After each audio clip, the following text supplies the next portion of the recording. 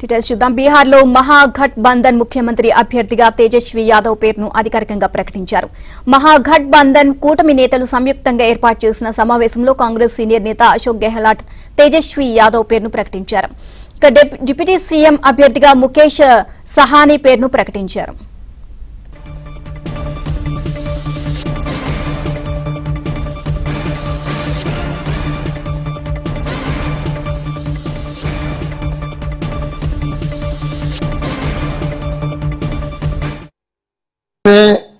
ये कह सकता हूं खड़गे साहब, राहुल गांधी जी और तमाम जो साथी बैठे हमारे, इन सब की राय लेकर के हम लोगों ने तय किया है इस चुनाव में अगले मुख्यमंत्री चेहरे के रूप में तेजस्वी यादव जी को हम लोग सपोर्ट करते हैं,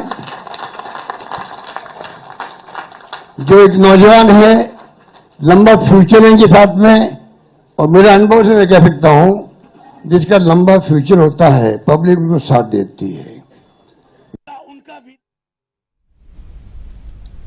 మహాగఠబంధన్ కూటమి సీఎం అభ్యర్థిగా ప్రకటించినందుకు సోనియా గాంధీ, రాహుల్ గాంధీ, మల్లికార్జున ఖర్గేకు తేజస్వి యాదవ్ ధన్యవాదాలు తెలియజేశారు. కూటమి ప్రభుత్వం అధికారంలోకి వచ్చిన తరువాత బీహార్ పునర్నిర్మిస్తామని అన్నారు. ఎన్డీఏ కూటమి ఇంతవరకు ముఖ్యమంత్రి అభ్యర్థిని ఎందుకు ప్రకటించలేదని ప్రశ్నించారు. గత ఎన్నికల ముందు ముఖ్యమంత్రి అభ్యర్థిగా నితీష్ ను ప్రకటించి ఇప్పుడెందుకు ప్రకటించడం లేదని ప్రశ్నించారు.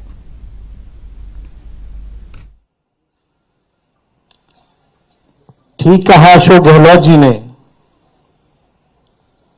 कि भाई हमारा तो जॉइंट प्रेस कॉन्फ्रेंस भी हो गया, इससे पहले कई राउंड हम लोग साथ भी बैठे, लेकिन हम लोगों ने नीतीश जी के साथ जो है जो अन्याय हो रहा है एनडीए में, एक बार भी कोई भी जॉइंट प्रेस कॉन्फ्रेंस जो है नहीं की गई है और नहीं ऑफिशियली रूप से मुख्यमंत्री का चेहरा घोषित किया गया है.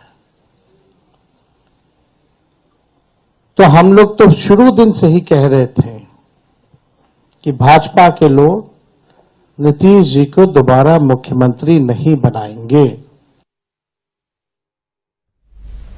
మహాగఠబంధన్ ఏర్పాటు చేసిన పోస్టర్లు రాహుల్ గాంధీ ఫోటో కనిపించకపోవడం తీవ్ర చర్చకు దారితీస్తుంది. దీనిపై బీజేపీ కౌంటర్లు వేస్తుంది. పోస్టర్లు కేవలం తేజస్వి యాదవ్ మాత్రమే ఉండడాన్ని బీజేపీ నేతలు ప్రశ్నిస్తున్నారు.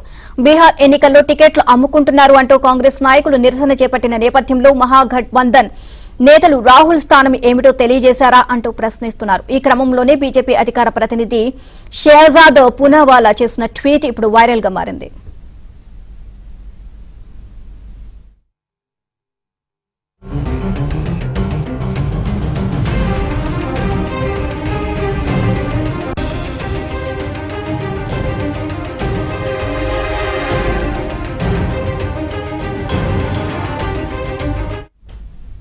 ఇదే అంశానికి సంబంధించి మరిన్ని అప్డేట్స్ మా ఢిల్లీ బ్యూరో చీఫ్ కృష్ణ అడిగి తెలుసుకుందాం. కృష్ణ, మొత్తానికైతే బీహార్ లో మహాగఠబంధన్ ఆర్జేడీ, కాంగ్రెస్, లెఫ్ట్ పార్టీలతో ఉన్నటువంటి కూటమి మధ్య సీట్ల సర్దుబాటు అయితే ముగిసింది. అంతేకాకుండా కూటమి తరఫున తేజస్వి యాదవ్ ను ముఖ్యమంత్రి అభ్యర్థిగా కూడా ప్రకటించారు. ఈ ప్రకటనను రాజస్థాన్ మాజీ సీఎం, కాంగ్రెస్ సీనియర్ నేత అయినటువంటి అశోక్ గెహ్లాట్ ఈ ప్రకటన కొద్దిసేపు క్రితం చేశారు.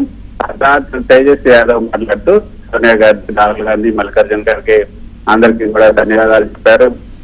తమ ప్రభుత్వం కనుక వస్తే బీహార్ రాష్ట్రాన్ని మళ్లీ అభివృద్ధి దిశగా తీసుకెళ్తాం. ప్రస్తుతం ఎన్డీఏ పాలనలో అవినీతి విస్తరిస్తుంది అని కూడా ఆయన ఆరోపణలు చేశారు.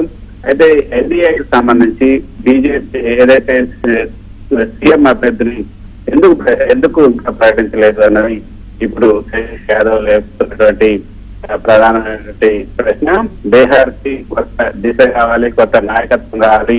20 ఏళ్ళుగా నితీష్ కుమార్ ప్రభుత్వం ఉన్నా కూడా బీహార్ అభివృద్ధి కాలేదు. కాబట్టి ఇప్పుడు యువ నాయకత్వం అనేది అవసరం. పాత రాజకీయాలు, పాత వాగ్దానాలు చాలు. ఇక ఇప్పుడు ఉద్యోగాలు, విద్య, ఆరోగ్యం, పరిశ్రమలు కావాలి. కాబట్టి అవన్నీ కూడా మేము అధికారంలోకి వచ్చిన వెంటనే ఇవన్నీ కూడా మేము ఇస్తామన్నది ఆయన ప్రధానంగా చేస్తున్నటువంటి హామీలు.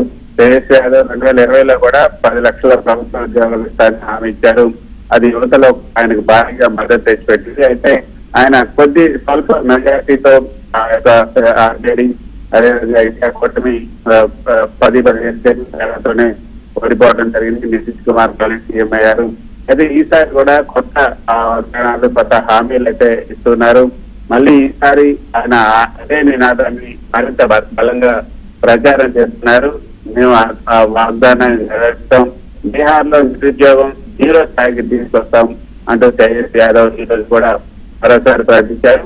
నితీష్ ప్రభుత్వం అవినీతి పాలన అయిపోయింది అంటూ ఆయన వ్యూహంగా మనం చెప్పొచ్చు. అవినీతి ముద్ర వేస్తూ నితీష్ పైన ఆయన ఆరోపణ చేస్తూ తన వైపు ఓటర్లు తిప్పడానికి ప్రయత్నం చేస్తున్నారు.